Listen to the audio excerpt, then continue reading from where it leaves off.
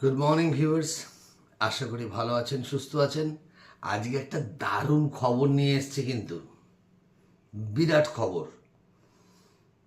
ওপর থেকে আমার মনে হয় ঈশ্বরচন্দ্র বিদ্যাসাগর আর রাজা রামমোহন রায় বিরাট বিরাট খুশি, একটা বিরাট পার্টির আয়োজন করেছে তারা আজকে।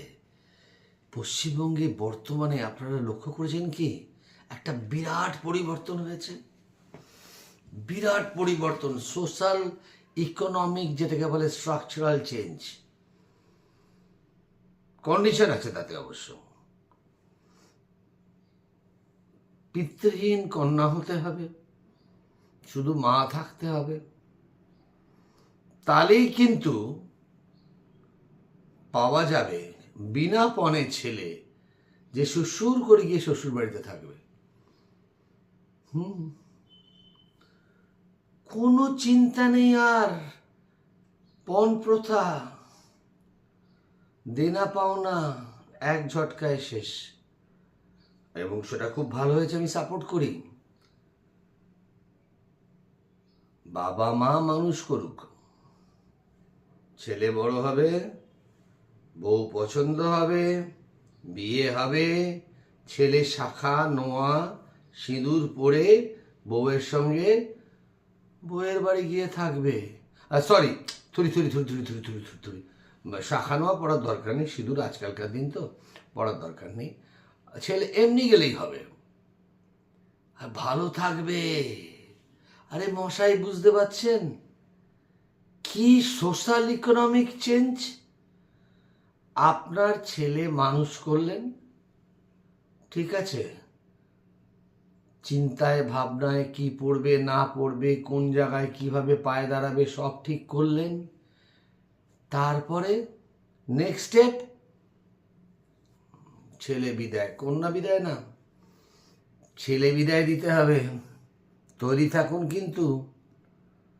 আর যদি এই আমার ছোট্ট বলতে পারেন সার্কাস্টিক কমেডিটা ভালো লেগে থাকে, তাহলে এনজয় করবেন। আমি কিন্তু মজা করেই বললাম, কেউ পার্সোনালি নেবেন না, প্লিজ পার্সোনালি নেবেন না, এটা জাস্ট একটা জোক। তবে খুব শিগগিরই আসছে বিয়ের পর, ওই আমরা বলি কন্যা বিদায় না করে পুত্র বিদায় আমাদের দিতে হবে এবার, বুঝলেন তো? এটাই সবচেয়ে সামনের ভবিতব্য। বেঁচে থাকুক শ্রীরাম, আমাদের ঈশ্বরচন্দ্র বিদ্যাসাগর, রাজা রামমোহন রায়, তারা পথ দেখিয়ে গেছেন মেয়েদের মুক্তির, এবং আমি তাতে 100% আমি সহযোগী।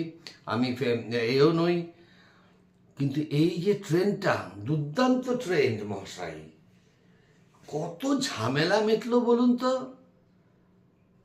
বউয়ের সঙ্গে, ছেলের বউয়ের সঙ্গে খিটখিট নেই, শাশুড়ির সঙ্গে অশান্তি নেই, কারোর সঙ্গে কিচ্ছু নেই। ছেলে দিব্যি শ্বশুর বাড়িতে গিয়ে শাশুড়ি আর বউকে নিয়ে ঘর করবে, শাশুড়ি নিশ্চিন্ত লাইফ। দারুণ না ব্যাপারটা? ভেবে দেখবেন। আর যদি আমার এটা ভালো লেগে থাকে, বা সোকল যদি রাগও হয়, যদি কমেন্টসও হয়, যদি বলেন এইটা আপনি ঠিক বললেন, এটা চেঞ্জ করা উচিত, প্লিজ কাইন্ডলি জানাবেন।